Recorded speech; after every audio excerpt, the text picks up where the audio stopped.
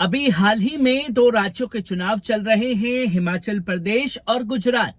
और इन दोनों राज्यों के चुनाव खत्म होने के बाद जो सबसे ज्यादा फोकस भारतीय जनता पार्टी का रहने वाला है वो है राजस्थान और कर्नाटक। क्योंकि राजस्थान, कर्नाटक, तेलंगाना में चुनाव होने हैं इन दो राज्यों के चुनाव के बाद, जिसकी तस्वीरें लोगों के सामने आएंगी।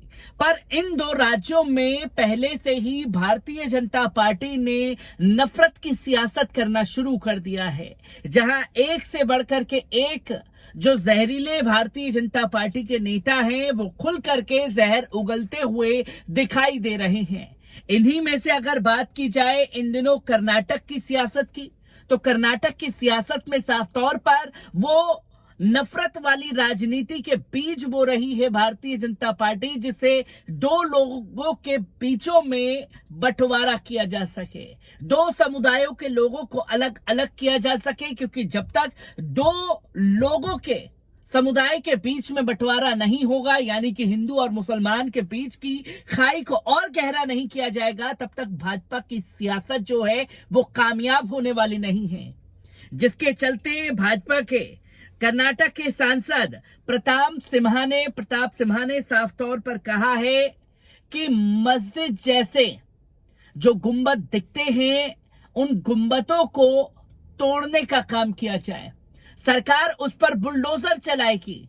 उन इंजीनियरों को चेताया है और अगर ऐसा नहीं किया जा सकता है तो भाजपा के सांसद कर्नाटक में जिस भी जगह मस्जिद के गुंबद दिखाई देने वाली इमारतें होंगी उन सबको खुद जाकर के तोड़ने का काम करेंगे।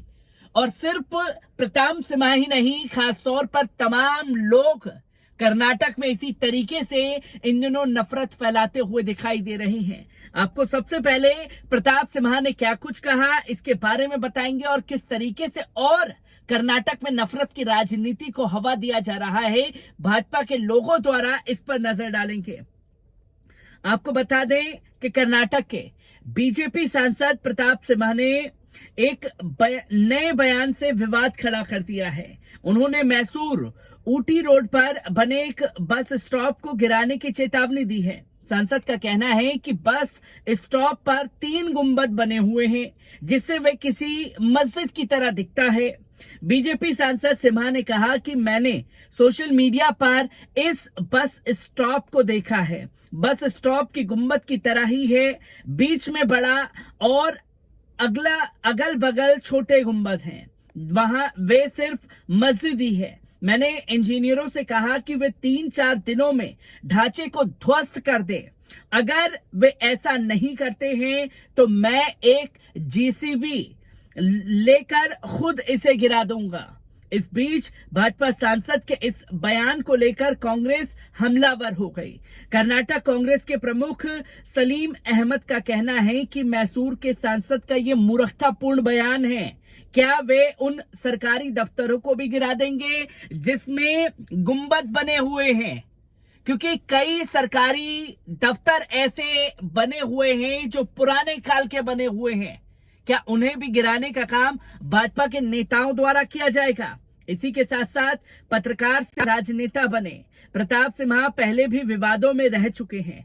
कर्नाटक में 2015 में शुरू हुए टीपू सुल्तान जयंती समारोह को लेकर तत्कालीन सरकार के खिलाफ मुखर थे। इसको लेकर बीजेपी सांसद ने तत्कालीन मुख्यमंत्री सिद्धरमैया के खिलाफ जमकर विरोध प्रदर्शन भी किया था। आपको बता दें कि प्रताप सिम्हा कर्नाटक की मैसूर कोडागु लोकसभा सीट से दूसरी बार के सांसद हैं। उन्होंने 2019 में कांग्रेस उम्मीदवार को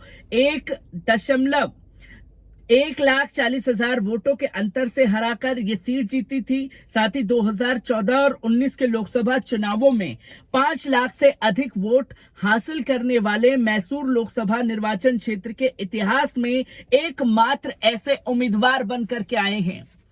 जब मैसूर की जनता ऐसे नफरती लोगों को जिता करके पार्लियामेंट में भेजेगी तो वो और उग्र हो करके इस तरीके के बयान थे। क्योंकि आज की राजनीति में हर किसी को अपने आप को कट्टर हिंदू घोषित करना है और हिंदुत्व का रक्षक बताना है, तभी जो है लोग आपको वोट करते हुए दिखाई देंगे, जिसकी तस्वीरें लोगों के सामने समय समय पर आती रही है। और सिर्फ कर्नाटक के ये सांसद ही नहीं, इससे पहले आपको बता दें कि टीपू सुल्तान को लेकर के भी इसी तरीके से विवाद खड़ा करने की कोशिश की गई थी भाजपा के नेताओं द्वारा, जहां आपको बता दें कि शिमोगा में एक तनाव का माहौल बना दिया गया था इन लोगों द्वारा। बीते कुछ दिन पहले कर्नाटक के शिमोगा में सोमवार को स्वतंत्र दिवस के दिन भी सावरकर और टीपू सुल्तान की होर्डिंग लगने को लेकर दो गुटों में विवाद हो गया था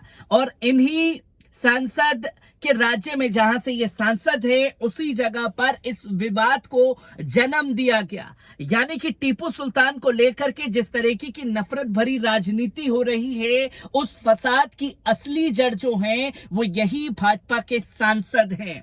तो वहीं आपको बता दें कि कर्नाटक के शिमोगा में टीपू सुल्तान की होर्डिंग लगाने को लेकर दो गुटों में विवाद हो गया था। इसके बाद पुलिस को टकराव की स्थिति को रोकने के लिए धारा 144 लगानी पड़ी थी। मामला शिमोगा में आमिर अहमद सर्किल का था। पुलिस के मुताबिक आमिर अहमद सर्किल पर एक गुड लाइट के खंबे पर सावरकर की होर्डिंग लगाना चाहता था, वहीं दूसरा गुट इस पर मैसूर के शासक टीपू सुल्तान की फोटो लगाना चाहता था। इसे लेकर दोनों गुट भिड़ गए। इसके बाद इलाके में भारी संख्या में पुलिस बल भी तैनात कर दी गई थी।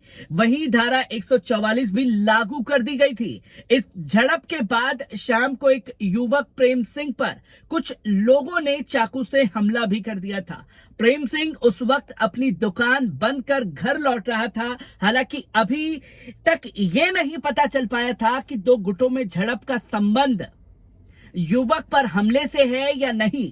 पुलिस ने इस मामले में सेक्शन 307 के तहत नदीम, तनवीर, मोहम्मद जबी और अब्दुल रहमान के खिलाफ मामला भी दर्ज किया था। उधर जिला प्रशासन ने तनाव को देखते हुए स्कूल कॉलेजों को बंद करने का ऐलान कर दिया था। पुलिस जब आरोपी मोहम्मद जबी को गिरफ्तार करने पहुंची तो उसने पुलिसकर्मी पर हमले की कोशिश की। इसके बाद अपनी रक्षा में सब इंस्पेक्टर मंजूनाथ ने उसके पैर पर गोली चला दी। इसके बाद पुलिस ने उसे गिरफ्तार कर अस्पताल में भर्ती कराया था। पुलिस ने इस मामले में चारों आरोपियों को गिरफ्तार किया था, जो कि मेन स्ट्रीम मीडिया में यह खबर को प्रकाशित जोर शोर से किया गया था, क्योंकि आरोपी जो थे वो मुस्लिम समुदाय से जो ठहरे थे। वहीं आपको बता दें एडीजी लॉ आलोक कुमार ने उस दौरान बताया था कि पीड़ित राजस्थान का रहने वाला है। वे यहाँ एक कपड़े की दुकान पर काम करता था। ये दुकान उसी इलाके में है जहां झड़प हुई थी। हालांकि ये युवक झड़प में शामिल नहीं था, लेकिन इस पर 4 लोगों ने हमला कर दिया। ये तमाम खुलासे जो हैं वो नफरत की राजनीति के चलते तस्वीरें सामने आई। और इस नफरत को जन्म देने वाले लोग कौन हैं? क्या उन लोगों के ऊपर भी नकेल कसने की कोशिश की जाएगी?